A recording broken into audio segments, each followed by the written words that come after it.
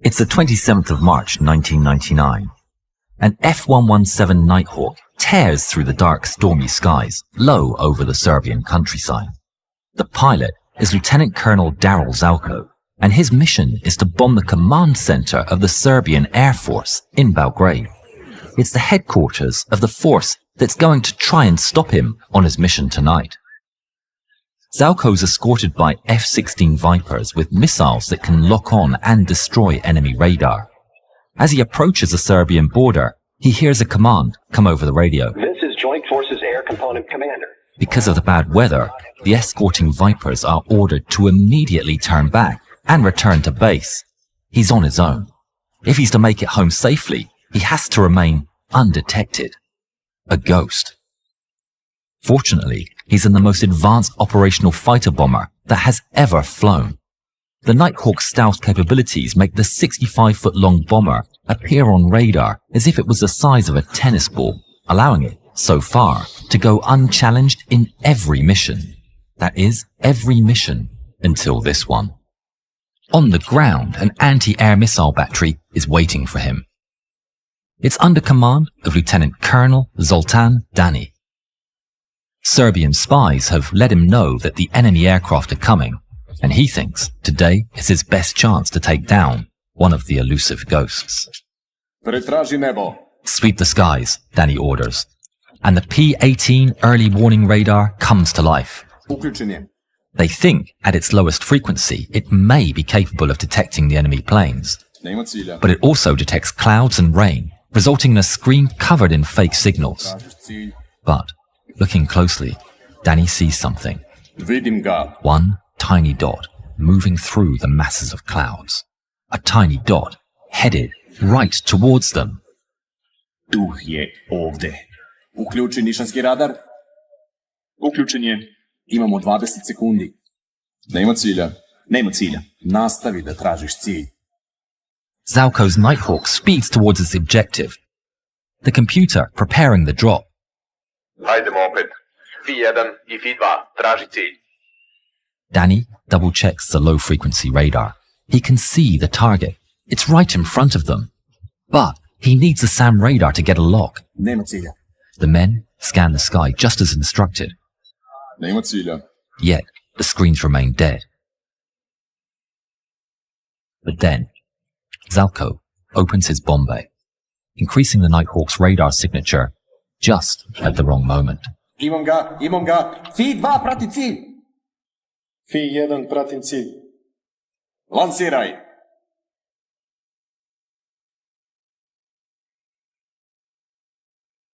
Two missiles fire off the launcher in quick succession.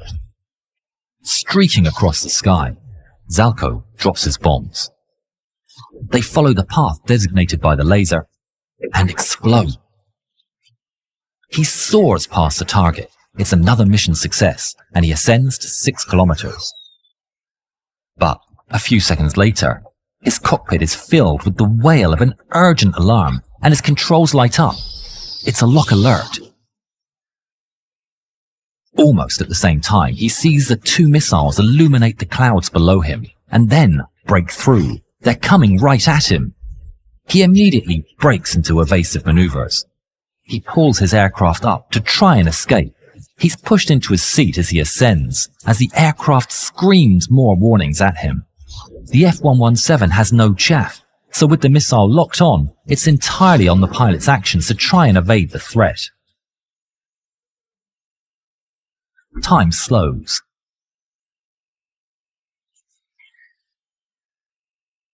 He knows it's over. They got me. These are proximity missiles and should detonate near the aircraft. Somehow the first missile malfunctions and races by his canopy. The second missile, though, doesn't malfunction. It explodes, sending out a cloud of sharp shrapnel that perforates the left wing of his Nighthawk. The entire left side is blasted to pieces, illuminating the night sky a fiery orange. The aircraft immediately loses control and is thrown into a wild spin. As the plane spins, Zalko is pinned to his seat and experiences severe G-forces. The spin increases in violence. Flashing warnings illuminate his controls, and a bright flame shines through the cockpit windows as the landscape spins around him. He knows he's in a critical situation. Even ejection might prove fatal, but it's his only choice. He fights 7 Gs of force, 100 pounds pulling up on each of his arms. Fueled by adrenaline, he gets hold of the ejection handles and pulls. In the blink of an eye, the canopy is blasted away, and his seat rockets out of the cockpit. For 1.5, almost eternal seconds, Zalko free falls through the air, stuck to his chair. He's barely conscious, and he thinks that the seat's still inside the plane and that the ejection seat has malfunctioned. But then, he feels the tug of the opening parachute and sees his burning Nighthawk tumbling away into the night. The violence of the spinning wreck is replaced by a total calm. Zalko breathes heavily as he takes it all in. He's alive, but then another thought hits him. Man, Mom is not going to be happy about this. He knows the enemy are going to be searching for him. If he can't fall to the ground unseen, he can still get rescued and get back home with no further complications. But then he looks up. He notices his parachute is bright orange. He might as well be waving a flare. With his hopes of going unseen dashed, he takes out his survival radio to report he's alive and well. Mayday, mayday, mayday. Vega 3-1. Vega 3-1 going down. To his massive relief, the mayday is heard. Vega 3-1, Magic copies your mayday. Last position? Vega 3-1. Last position in aircraft. Point after target. Zalko sees a ditch from above. He doesn't get to say much more before hitting the ground. He's now alone, deep behind enemy lines. Zalko runs for the ditch he saw on the way down. He quickly paints himself with mud and tries to hide as he awaits rescue.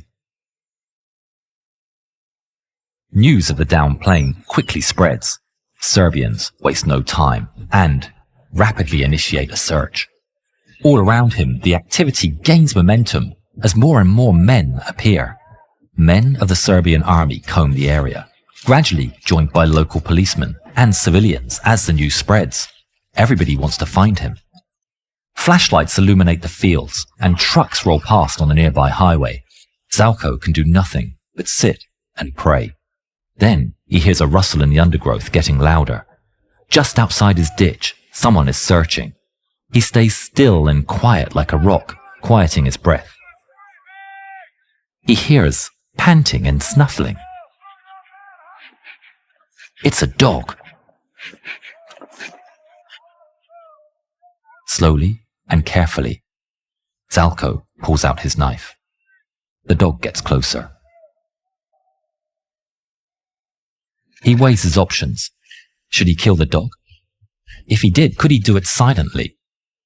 He finally makes up his mind to spare the dog, reasoning that if he did kill it, the owner would be quick to follow.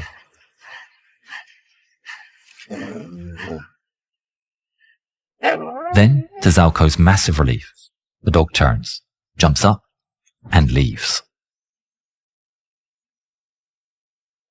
The radio crackles to life. Sandy 01, Vega 3-1, over. Zalko's eyes go wide. They're here.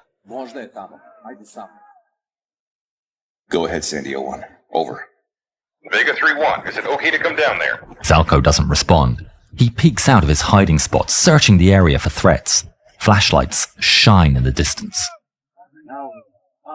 Vega 3-1, if you don't answer, we're going to try this later. He makes his decision. Yeah, okay.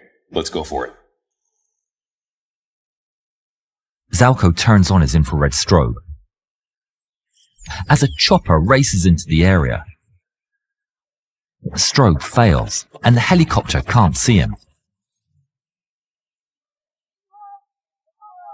He curses his luck and desperately checks for threats. He has a backup, but it's nowhere near as subtle. But it's now or never. Zalko makes a quick decision and pops a flare. Bright light spills all around him and illuminates the area, pointing out his position for the rescue helicopter. and the enemy alike. There he is! The helicopter sweeps in rapidly as the enemy also closes in at the same time in the distance. Flashlights from enemy patrols are all pointed towards the flare.